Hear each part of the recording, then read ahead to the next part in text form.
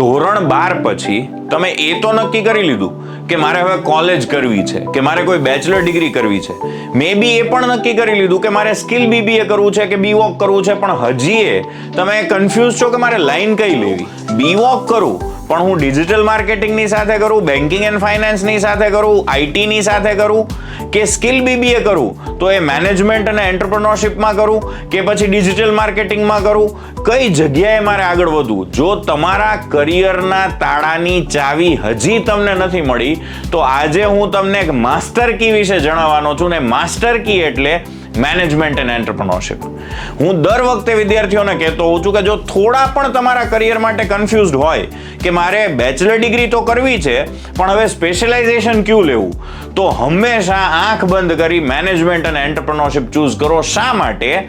કારણ કે ફાઇનાન્સનો વિદ્યાર્થી આગળ ફાઇનાન્સ ફિલ્ડમાં જ જઈ શકશે. પછી એ એમ કહેશે કે મેં ફાઇનાન્સની સાથે બીબીએ કર્યું છે કે મેં ફાઇનાન્સની સાથે બીવોક કર્યું છે પણ હવે મારે હોટેલ મેનેજમેન્ટમાં જવું છે, તો નહીં જઈ શકે. હોટેલ મેનેજમેન્ટનો વિદ્યાર્થી એમ કહેશે કે મેં બીબીએ હોટેલ મેનેજમેન્ટમાં કર્યું છે કે બીવોક હોટેલ મેનેજમેન્ટમાં કર્યું છે, હવે મારે આઈટીમાં કોડિંગ કરવું છે, તો નહીં જઈ શકે. આઈટી કોડિંગ કરવા વાળો વિદ્યાર્થી એવું કહેશે કે હવે મારે એગ્રીકલ્ચરમાં જવું છે, તો એ વ્યાજબી નથી. પણ મેનેજમેન્ટ વાળો વિદ્યાર્થી કોઈ પણ જગ્યાએ જઈ શકે.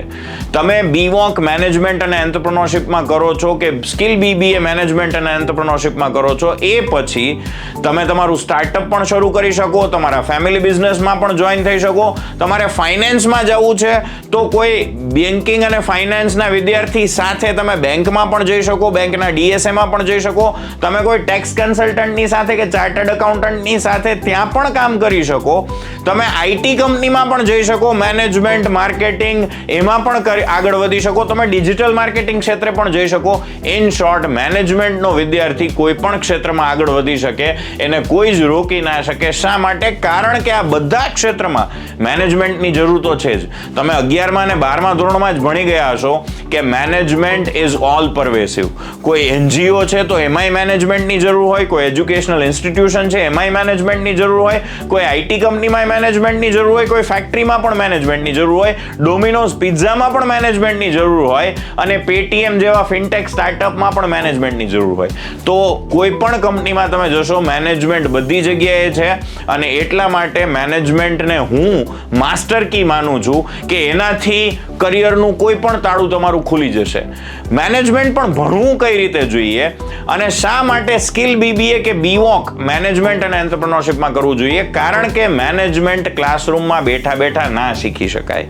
ક્લાસરૂમમાં બેઠા બેઠા સ્વિમિંગ એ ના શીખાય, ક્લાસરૂમમાં બેઠા બેઠા કુકિંગ એ ના શીખી શકાય, અને થિયરી અને બુક વાંચીને સાયકલ ચલાવતા ના શીખી શકાય. એ રીતે મેનેજમેન્ટ કરવું હોય, મેનેજમેન્ટમાં કરિયર બનાવવું હોય તો મેનેજમેન્ટ કરીને જ મેનેજમેન્ટ શીખી શકાય.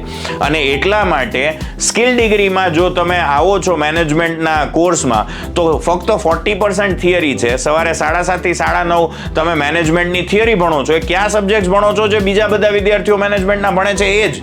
બીબીએના વિદ્યાર્થીઓ જે મેનેજમેન્ટના સબ્જેક્ટ ભણતા હોય છે એ જ અહીંયા ભણવાના છે. પ્રિન્સિપલ્સ ઓફ મેનેજમેન્ટ છે કે માર્કેટિંગ છે, જે હું આગળ જઈને તમને આ જ વિડીયોમાં માહિતી આપીશ. પણ એ સવારે 2 કલાક અને પછી 10 વાગ્યાથી કોઈ કંપનીમાં જઈને એકચ્યુઅલ મેનેજમેન્ટ ફિલ્ડની પ્રેક્ટિસ કરવા માંડવાની છે. અને આ જ રીતે મેનેજમેન્ટ શીખી શકાય.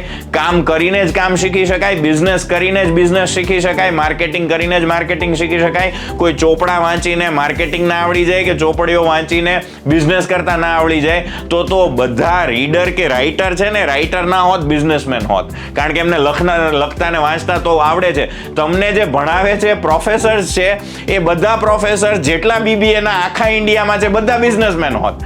તો જો વ્યક્તિ ભણાવી શકે છે અને એ વ્યક્તિ બિઝનેસ પણ કરી શકે તો જ એ વ્યક્તિ આગળ જઈને સારા વિદ્યાર્થીઓને ટ્રેનિંગ આપી શકે. અને જો તમે ફિલ્ડમાં જઈ અને કામ કરી શકો તો જ તમે આગળ મેનેજમેન્ટમાં વધી શકો. બાકી તો ખાલી ચોપડિયા જ્ઞાનથી કંઈ ના થાય. ક્લાસરૂમમાં તમે એજ્યુકેશન મેળવો અને કંપનીમાં જઈને તમે ટ્રેનિંગ અને એક્સપિરિયન્સ મેળવો. કોલેજમાં તમે સ્ટુડન્ટ હોય અને કંપનીમાં તમે એક્ઝિક્યુટિવ, મેનેજમેન્ટ એક્ઝિક્યુટિવ હોય, મેનેજમેન્ટ ટ્રેની હોય.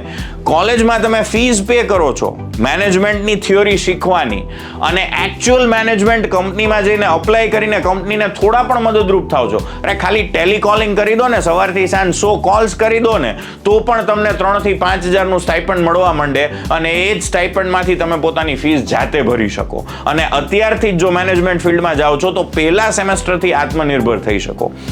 ટ્રેડિશનલ મેનેજમેન્ટ ડિગ્રી અને સ્કિલ ડિગ્રી વચ્ચે શું ફરક છે?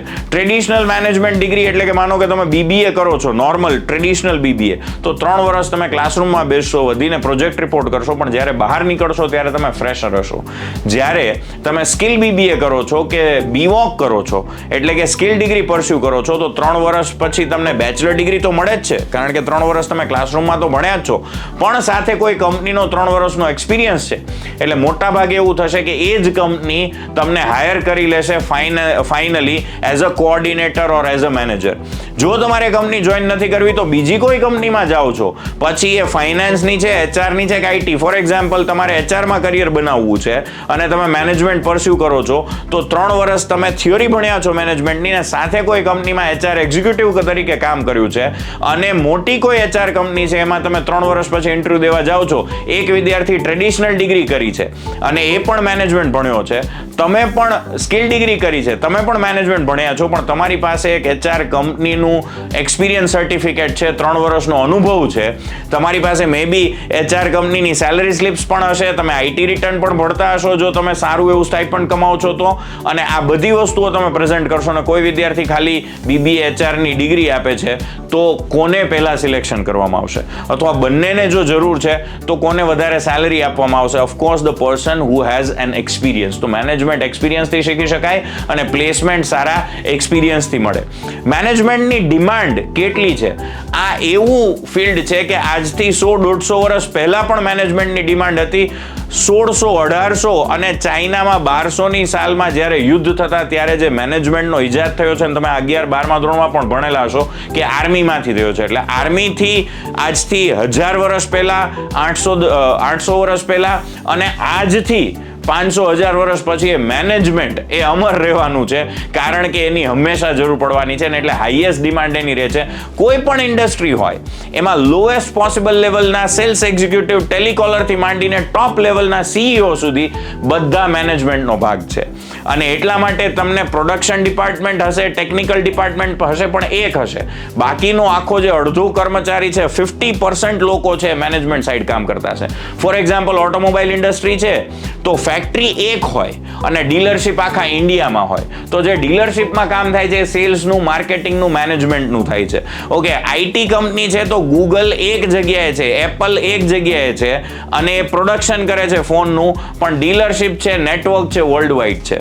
તો કોઈ પણ ફિલ્ડ હશે એના 2 ભાગ હશે, એક ટેકનિકલ ફિલ્ડ અને એક મેનેજમેન્ટ ફિલ્ડ.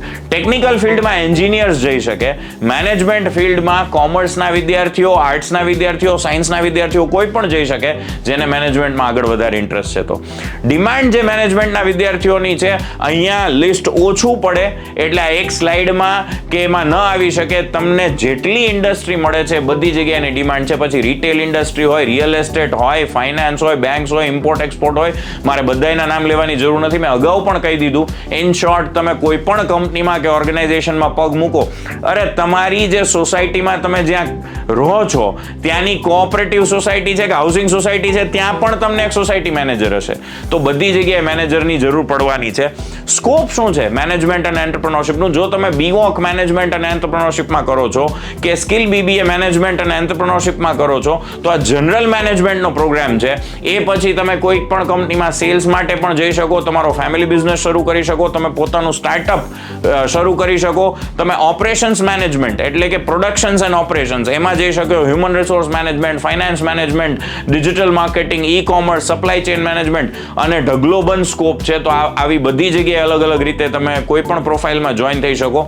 એ ઉપરાંત તમે બેચલર ડિગ્રી કરી છે એટલે ગવર્મેન્ટ એક્ઝામ આપવી છે, પછી બેંકની આઈબીપીએસની એક્ઝામ આપવી છે કે કલેક્ટર થવા માટે યુપીએસસી આપવી છે, આઈએએસ થવા માટે યુપીએસસી આપવી છે કે મામલતદાર થવા માટે જીપીએસસી આપવી છે કે કોન્સ્ટેબલની એક્ઝામ આપવી છે, એ તો તમે આપી જ શકશો અને એ સ્કોપ તો તમારી પાસે ઓપન જ રહેશે. મને બહુ બધા વિદ્યાર્થીઓ એવું પણ પૂછતા હોય છે કે સર અમારે સબ્જેક્ટ્સ ક્યાં ભણવાના મેનેજમેન્ટના વિદ્યાર્થીઓ માટે મેનેજમેન્ટ, માર્કેટિંગ, ફાઇનાન્સ, HR આ બધા સબ્જેક્ટ્સ આવતા હોય છે. BVOC મેનેજમેન્ટ અને એન્ટરપ્રેન્યોરશિપ કરો છો અથવા તો BBA સ્કિલ BBA મેનેજમેન્ટ અને એન્ટરપ્રેન્યોરશિપ કરો છો તો તમને સેલ્સ એન્ડ ડિસ્ટ્રીબ્યુશન મેનેજમેન્ટ છે, પ્રિન્સિપલ્સ ઓફ મેનેજમેન્ટ છે, આ પહેલા સેમેસ્ટરમાં આવે. સેકન્ડ સેમેસ્ટરમાં ડિજિટલ એમ્પાવરમેન્ટ છે, પ્રિન્સિપલ્સ ઓફ માર્કેટિંગ છે, એ તમને આવી શકે. Organisational behaviour, entrepreneurship skills, social media marketing.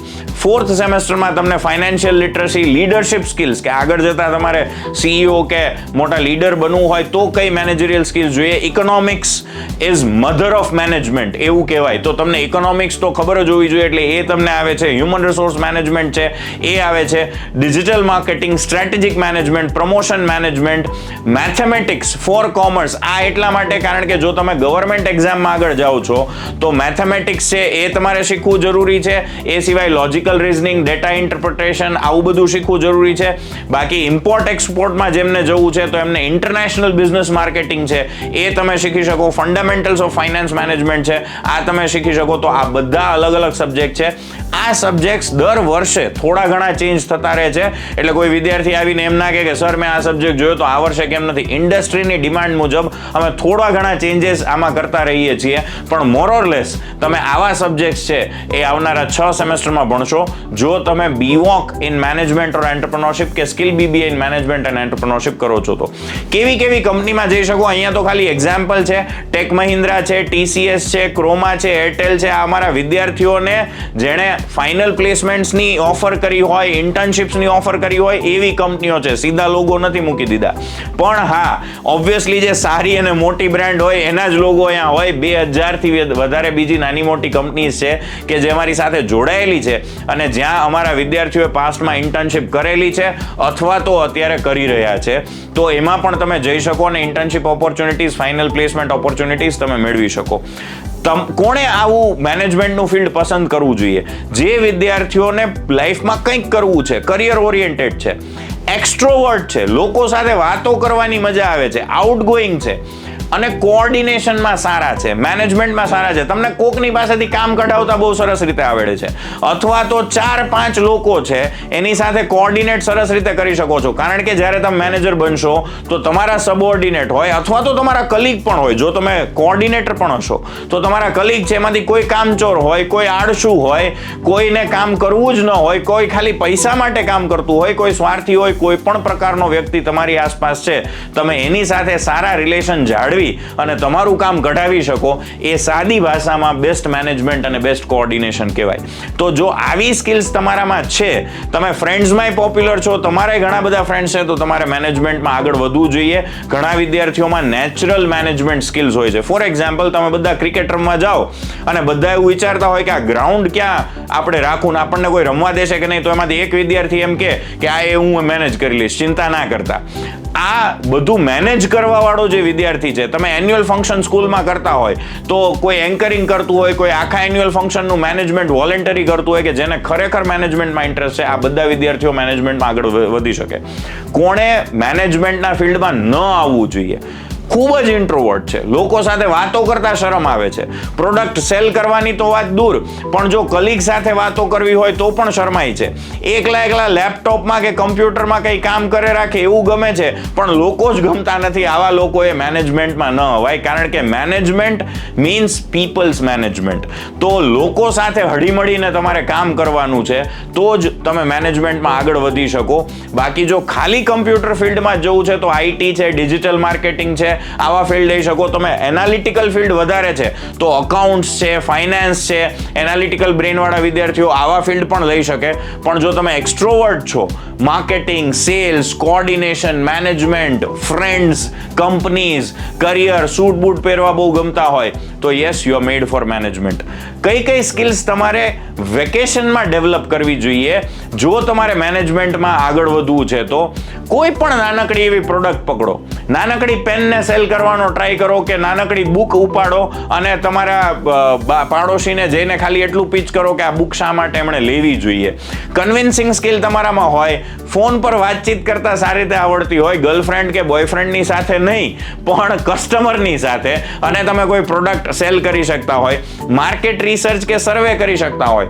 તમારા પપ્પાની પાણીપુરીની લારી હોય કે તમારા પપ્પાનો મોટો ફેક્ટરીનો બિઝનેસ હોય, કોઈ એક નાનકડી પ્રોડક્ટ છે એના કસ્ટમર માટે એક સર્વે કરી જુઓ. તમારા ફ્રેન્ડનો કોઈનો બિઝનેસ છે કે તમારા પાડોશીનો બિઝનેસ છે કે કોઈ પણ XYZ કંપની છે, એ કંપનીના ગ્રાહકો છે એને પ્રોડક્ટ લેવી શું કામ ગમે છે, શું કામ નથી ગમતી, એ પ્રોડક્ટમાં ક્યાં ઇમ્પ્રુવમેન્ટ્સ હોય તો એ લઈ શકે. એવો નાનકડા 5-10 ક્વેશ્ચન્સ લખો અને 10-15 લોકોને પૂછો અને તમારા માર્કેટ રિસર્ચ અને માર્કેટ સર્વેથી તમારી મેનેજમેન્ટ સ્કિલ્સ એનહાન્સ કરી શકો.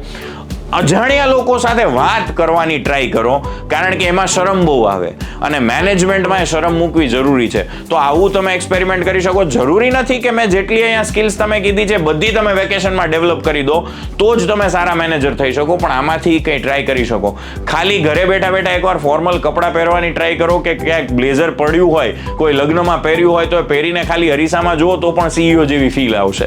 તો yes, you can hone these skills, you can work on these skills during 12th standard vacation, અને આ વેકેશનનો સદુપયોગ કરી અને પછી તમે મેનેજમેન્ટમાં આગળ એડમિશન લઈ શકો. મેનેજમેન્ટ માટે સ્કિલ BBA અને BVOCની ફીસ છે 12,500 રૂપિયા પર સેમેસ્ટરથી લઈ અને 32,500 સુધી હોય છે પર સેમેસ્ટર. ડિપેન્ડ કરે છે કે કયા સિટીમાં અને કઈ કોલેજમાં તમે એડમિશન લો છો એના ઉપર. જો તમે આ ફીસ અફોર્ડ નથી કરી શકતા તો 0% EMIનો પણ ઓપ્શન છે અને તમે લોન પણ, એજ્યુકેશન લોન પણ લઈ શકો. અને સાથે સાથે જો તમે કોઈ કંપનીમાં કામ કરો છો તો ત્યાંથી સ્ટાઇપન્ડ અર્ન કરતા જાઓ અને તમારી ફીસ પે કરતા જાઓ. આ રીતે તમે આત્મનિર્ભર પણ થઈ શકો. જો તમને હજી કોઈ પ્રોબ્લેમ છે, તમારા પેરેન્ટ્સ નથી કન્વિન્સ થતા અથવા તો તમને ખુદને ઘણા બધા ડાઉટ્સ છે કે તમે ફાઇનાન્શિયલી કંઈ સ્ટ્રગલ કરો છો, જે કંઈ પણ ઇસ્યુ છે તમે અમને જણાવી શકો અને તમે એના પ્રોબ્લેમના સોલ્યુશન મેળવી શકો.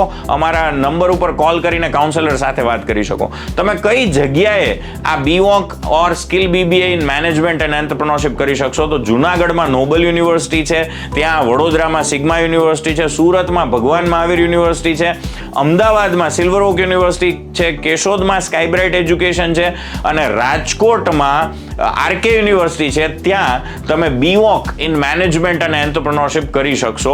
તો આટલી જગ્યાએ તમે મેનેજમેન્ટ અને એન્ટરપ્રેન્યોરશિપમાં સ્કિલ ડિગ્રીઝ મેળવી શકો.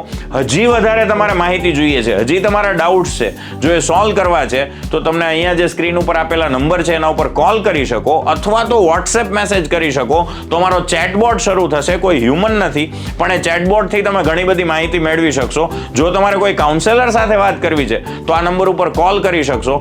એ સિવાય અમારા જે વિડીયોઝ બીજા છે, બહુ બધા સારા એવા મેનેજમેન્ટના વિદ્યાર્થીઓ છે, જે BVOCના વિદ્યાર્થીઓ હોય, સ્કિલ ડિગ્રીઝના હોય ને એમણે સારું એવું કરિયર બનાવેલું છે. તો ઇમ્પોર્ટ એક્સપોર્ટ હોય કે પછી સેલ્સ હોય, કન્સ્ટ્રક્શન બિઝનેસ હોય, ડિજિટલ માર્કેટિંગ હોય, ફાઇનાન્સ હોય, બહુ બધા વિદ્યાર્થીઓના વિડીયોઝ અમે આ YouTube ચેનલ પર પણ મૂકેલા છે. તો એ પણ તમે જોઈ શકો. મેનેજમેન્ટ સિવાય બીજા સ્પેશિયલાઇઝેશન વિશે જાણવું છે અથવા તો skill BBA, skill BVOC, skill BCom, skill BCA વિશે જાણવું છે તો એ પણ તમે આ ચેનલ ઉપર જોઈ શકો. ને એ સિવાય અમારા ઇન્સ્ટાગ્રામ અને ફેસબુકના હેન્ડલ કે વેબસાઇટ તો છે જ, જે ઉપર જઈને તમે માહિતી મેળવી શકો. તો વધારે કંઈ પણ ડાઉટ હોય કોલ કરો અને ત્યાં સુધી ધન્યવાદ. Thank you.